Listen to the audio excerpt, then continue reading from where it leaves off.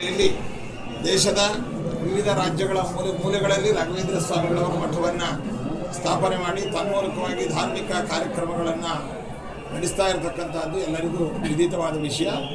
ಪ್ರಕೃತ global reach program ಅನ್ನುವಂತಹ ಒಂದು ಕಾನ್ಸೆಪ್ಟಿನಿಂದ ವಿಶ್ವದ ಎಲ್ಲೆಡೆಯಲ್ಲಿಯೂ ಕೂಡ ರಾಘವೇಂದ್ರ ಸ್ವಾಮಿಗಳವರ ಪ್ರಾರ್ಥನಾ ಮಂದಿರ, ಮಠಗಳು, ಅದೇ ರೀತಿಯಾಗಿ ಅಲ್ಲಿ ಧ್ಯಾನ ಕೇಂದ್ರ ಮೊದಲಾದವುಗಳನ್ನು ಸ್ಥಾಪನೆ ಮಾಡಬೇಕು ಅನ್ನುವಂತಹ ಒಂದು ಕಾನ್ಸೆಪ್ಟಿನ ಹಿನ್ನೆಲೆಯಲ್ಲಿ ಈಗ ದುಬೈಯಲ್ಲಿ ಮಂತ್ರಾಲಯ ರಾಘವೇಂದ್ರ ಸ್ವಾಮಿಗಳವರ ಶಾಖಾ ಮಠವನ್ನು ಸ್ಥಾಪನೆ ಮಾಡಬೇಕು ಅಂತ ಅಲ್ಲಿಯ ಭಕ್ತರೆಲ್ಲರೂ ಕೂಡ ತುಂಬ ಉತ್ಸಾಹ ಮತ್ತು ಭಕ್ತಿಯಿಂದ ಆ ವಿಷಯವನ್ನು ನಮ್ಮ ಮುಂದೆ ಇಟ್ಟಿದ್ದಾರೆ. ನಾವು ರಾಘವೇಂದ್ರ ಸ್ವಾಮಿಗಳವರಲ್ಲಿ ಪ್ರಾರ್ಥನೆ ಮಾಡಿ ಅದಕ್ಕೆ ಪರವಾನಗಿಯನ್ನು ನೀಡಿದ್ದೇವೆ. ಅದಕ್ಕೆ ಸಂಬಂಧಪಟ್ಟಂತಹ ಸ್ಥಾನಿಕವಾಗಿ ಲೋಕಲಲ್ಲಿ ಒಂದು ಕಮಿಟಿಯನ್ನು ಮತ್ತು ಅದಕ್ಕೆ ಬೇಕಾದ ಎಲ್ಲ ರೂಪರೇಖೆಗಳನ್ನು ಸದ್ಯದಲ್ಲಿಯೇ ಅವರಿಗೆ ನಾವು ರವಾನಿಸ್ತೇವೆ.